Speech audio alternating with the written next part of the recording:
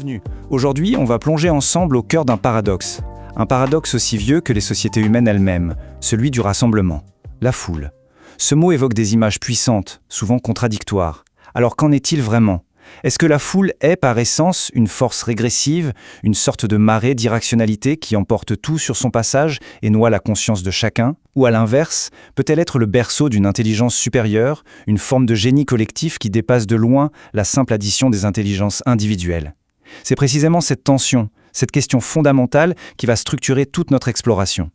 Avant de s'attaquer à la foule comme une entité globale, prenons un instant pour revenir à l'échelle de l'individu. C'est une expérience que l'on a tous, d'une manière ou d'une autre, déjà vécue ou observée. Que se passe-t-il concrètement dans notre tête, dans notre corps, lorsque le jeu, cette forteresse de l'identité personnelle, accepte de se dissoudre, ne serait-ce qu'un instant, dans un grand nous collectif ? Comment nos manières de penser, nos émotions, nos réflexes sont-ils modifiés, parfois même complètement transformés, par cette simple immersion dans la multitude ? C'est ce point de bascule, cette alchimie psychologique qui est au fondement de toute la psychologie collective. Et ce sera donc notre point de départ. Pour y voir plus clair, voici l'itinéraire que je vous propose. On commencera par poser les termes du problème, cette fameuse énigme des rassemblements. Ensuite, on va se plonger dans la thèse fondatrice, celle de Gustave Le Bon, sur ce qu'il a appelé l'âme primitive des foules. Après ça, on verra comment la psychologie sociale moderne a répondu et critiqué cette vision. On fera même un détour surprenant par la physique, avec une analogie entre la foule et la mécanique des fluides. Puis on explorera le concept fascinant de la sagesse des multitudes. Et enfin, on essaiera de rassembler toutes ces pièces du puzzle pour esquisser une synthèse. Commençons donc par le cœur du mystère. Un même groupe de personnes, au même endroit, peut être capable du meilleur comme du pire. Pensez à des situations de catastrophe. On voit des chaînes humaines se former spontanément pour sauver des vies, un altruisme incroyable émerger de nulle part. Et puis, pensez à d'autres situations. Ce même type de groupe peut basculer dans une violence inouïe, commettre des actes qu'aucun de ses membres n'aurait jamais imaginé faire seul. Cette capacité à incarner les extrêmes, de l'héroïsme le plus pur à la barbarie la plus sombre, c'est ça le paradoxe fondamental qui fascine et terrifie les observateurs depuis toujours. Cette phrase, écrite en 1895, est absolument prophétique. Son auteur, Gustave Le Bon, un penseur touche-à-tout de son époque, a senti avant tout le monde un changement majeur dans la dynamique du pouvoir. Avec la révolution industrielle, l'urbanisation massive, l'arrivée du suffrage universel, le pouvoir n'est plus seulement l'affaire des rois ou des parlements. Il vient d'en bas, de la masse. Le Bon a compris que pour comprendre le XXe siècle qui s'annonçait, il faudrait comprendre la psychologie des foules. Son travail est donc le point de départ obligé, le socle de toute cette discussion. Alors, entrons dans le vif du sujet avec la théorie qui a, pendant près d'un siècle, façonné notre regard sur les foules. C'est une thèse d'une puissance intellectuelle redoutable qui a influencé tout le monde, des psychologues aux stratèges politiques. Mais c'est aussi, on va le voir, une théorie profondément ancrée dans les peurs de son temps et donc extrêmement controversée. Explorons ensemble l'architecture de cette pensée, celle du premier grand théoricien de la psyché collective. Et voici l'ouvrage en question. Dès sa sortie, Psychologie des foules est un best-seller international. Pourquoi ? Parce qu'il donne l'impression d'offrir une sorte de clé universelle, un mode d'emploi pour comprendre et potentiellement manipuler cette nouvelle force politique qu'est la foule. Et son lectorat est incroyablement varié. On y trouve des chefs d'État comme Theodore Roosevelt, plus tard Charles de Gaulle, mais aussi des révolutionnaires comme Lénine et même des dictateurs comme Mussolini. Tous, ils ont lu Le Bon, certains pour s'en prémunir, d'autres pour y trouver des recettes de manipulation. C'est dire l'impact de ce livre. Le concept absolument central de la théorie de Le Bon, c'est celui d'âme collective. Qu'est-ce que ça veut dire ?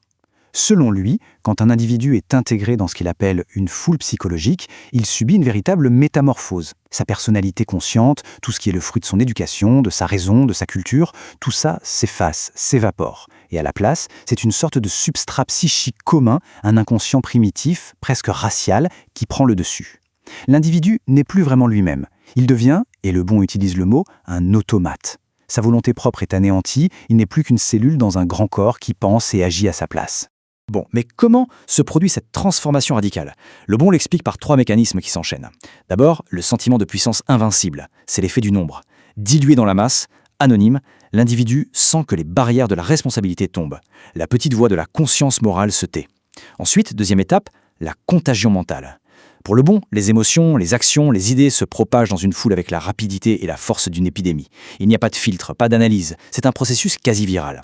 Et enfin, le troisième mécanisme, c'est la suggestibilité. Très marqué par les théories sur l'hypnose de son époque, Le Bon imagine l'individu en foule comme étant dans un état second, hyper réceptif aux suggestions d'un meneur. L'esprit critique est en veille et la foule peut être menée comme un hypnotiseur mène son sujet.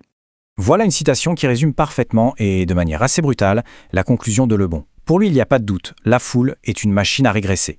Peu importe le niveau d'éducation, le statut social, une fois plongé dans la masse, l'individu régresse. Le vernis de la civilisation craque et ce sont les instincts les plus primaires qui refont surface. L'impulsivité, l'intolérance, la violence, bref, tout ce que Lebon associe aux êtres primitifs. C'est une vision très pessimiste et, il faut bien le dire, profondément élitiste, qui trahit une grande méfiance envers les masses populaires et la démocratie naissante. Et bien sûr, cette foule, vue comme crédule et impulsive, est une pâte à modeler pour celui que Lebon appelle le meneur. Et pour la diriger, ce meneur n'a pas besoin d'arguments complexes. Il utilise 3 outils d'une efficacité redoutable. Le premier, l'affirmation. On énonce une idée de manière simple, forte, sans jamais chercher à la prouver. Le deuxième, la répétition. On martèle, on répète encore et encore cette affirmation jusqu'à ce qu'elle s'imprime dans les cerveaux et finisse par être perçue comme une vérité évidente. Et enfin, le troisième outil, la contagion. Une fois que l'idée est bien implantée, on la laisse se propager toute seule, comme une traînée de poudre. Affirmation, répétition, contagion, on a là en germe tous les grands principes de la propagande du XXe siècle. Tournons maintenant la page et intéressons-nous à la manière dont la science plus récente a réagi à ce modèle. À partir du milieu du XXe siècle, la psychologie sociale, avec ses méthodes d'enquête de terrain, ses observations systématiques, va proposer un tout autre regard. L'idée n'est plus de fantasmer une âme mystérieuse, mais d'analyser concrètement ce qui se passe entre les individus et dans leur tête quand ils sont en groupe. Le concept clé qui vient remplacer celui de Lebon, c'est celui d'identité collective normative. Des chercheurs comme Stephen Reicher ou John Drury vont dire non, l'individu ne perd pas son identité dans la foule, en fait il en change. Il met de côté son identité personnelle, je suis Pierre, j'aime le cinéma, au profit d'une identité sociale partagée. Nous sommes des manifestants, nous sommes des supporters, nous sommes des sinistrés. Et cette nouvelle identité partagée vient avec son propre jeu de règles, ses propres normes, ses buts communs. Et loin de mener forcément à la barbarie, cette identité peut au contraire être le moteur d'une très forte solidarité. Et pour prouver ça, les chercheurs s'appuient sur des cas très concrets, souvent tragiques. On a longtemps cru que dans les catastrophes, c'était le chacun pour soi. Les études détaillées des attentats de Paris ou de Londres montrent l'exact inverse. Les comportements d'entraide, de soutien, de protection des plus faibles ont été majoritaires. Un autre exemple très célèbre est la tragédie du stade de Hillsborough. La première version, très lébonienne, a accusé les supporters d'être une foule de hooligans indisciplinés. Des décennies plus tard, la vérité a éclaté. De très nombreux supporters ont désespérément tenté de s'organiser pour sauver des vies. Un comportement coopératif qui a été empêché par une gestion policière désastreuse. Ces exemples montrent bien que le sentiment de partager un destin commun peut créer une identité collective forte qui génère de l'altruisme. Ce tableau permet de visualiser très clairement le choc entre les deux visions. D'un côté, Lebon nous parle de perte d'identité. La psychologie sociale moderne répond « Non, c'est l'adoption d'une nouvelle identité ». Lebon voit une régression inévitable vers la barbarie. On lui oppose la possibilité bien réelle de coopération et d'altruisme. Pour Lebon, l'anonymat égale l'irresponsabilité. La vision moderne montre qu'une identité partagée crée au contraire ses propres règles de conduite. Enfin, face à une foule incapable de raisonner, on a une entité qui peut se montrer organisée, stratégique et tout à fait rationnelle par rapport à ses objectifs. Allez, on change encore complètement de perspective, on quitte la psychologie pour la physique. Oui, la physique. Une autre critique de la vision chaotique de Lebon est venue d'un domaine totalement inattendu, la modélisation mathématique. L'idée est la suivante. Et si les mouvements d'une foule très dense n'étaient pas le résultat d'une psychologie primitive, mais obéissaient tout simplement à des lois physiques, un peu comme celles qui régissent l'écoulement de l'eau? C'est ce qu'on appelle l'analogie hydrodynamique. Des physiciens comme Dirk Elbing ont montré que quand la densité de personnes devient très élevée, le comportement collectif ressemble à celui d'un liquide ou d'un tas de sable. Et cette approche, ça change tout. Ça permet de prédire des phénomènes physiques extrêmement dangereux. Par exemple, on peut voir se propager des ondes de choc dans la foule qui font tomber les gens les uns après les autres. On peut calculer les pressions incroyables de plusieurs centaines de kilos qui s'exercent contre des barrières. Les drames des mouvements de foule ne sont donc pas forcément liés à la panique ou à l'irrationalité, mais souvent à des dynamiques physiques qui, elles, sont prévisibles. Le monstre, ce n'est pas l'instinct, c'est la physique des pressions. On arrive maintenant au retournement de situation le plus spectaculaire, le contre-pied absolu de la thèse de Lebon. C'est l'idée que la foule, non seulement n'est pas idiote, mais qu'elle peut, sous certaines conditions bien précises, faire preuve d'une intelligence collective, d'une justesse de jugement bien supérieure à celle du plus brillant des experts. C'est le fameux concept de sagesse des multitudes. Ce phénomène, qui a été popularisé par l'auteur James Surowiecki, repose sur un principe statistique finalement assez simple, celui de l'agrégation. Imaginez que l'on pose une question complexe à un très grand nombre de personnes en leur demandant de donner une estimation chacun dans leur coin. Ce qui va se passer, c'est que les erreurs individuelles vont avoir tendance à se neutraliser. Les estimations un peu trop optimistes des uns vont être compensées par les estimations trop pessimistes des autres. Au final, la moyenne ou la médiane de toutes les estimations du groupe sera souvent d'une précision absolument bluffante, bien meilleure que la plupart des estimations individuelles. Et ce chiffre, 0,8%, est l'illustration la plus célèbre de ce principe. L'histoire est incroyable. En 1907, un scientifique du nom de Francis Galton, cousin de Darwin, se trouve dans une foire agricole.